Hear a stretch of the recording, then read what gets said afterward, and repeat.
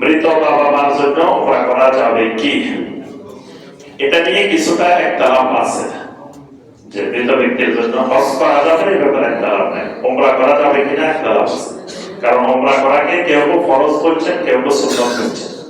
যারা ফরজ করছেন তাদের মত হলে করা যাবে, হজ যেমন ফরজ করা যায়, উমরাও করা যায়। যারা সুন্নাত করছেন তারা বলছেন যে ফরজের পথেই হয়, সুন্নতের পথেই হয় না। এই কারণে তারা মানা করছেন যে উমরা করা যাবে না। তবে শাইখ বিন বাজ রাহিমাহুল্লাহ বলছেন যে কেউ চাইলে মৃত মা বাবার জন্য এই বাংলাদেশ থেকে ওই নিয়তে যাওয়া লাগবে। আবার ওখানে যাই মনে করেন যে বাপদাদা চন্দ্র গোষ্ঠী যা আছে সবার জন্য আয়সা মসজিদে যাইলে উমরা করতে বাঙালিরাই কাজ করে।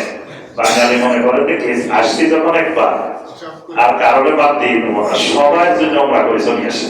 দেশে আসি করে ভাই আপনার জন্য উমরা করছি, মার জন্য করছে, দাদার জন্য করছে, এটা করা যাবে না।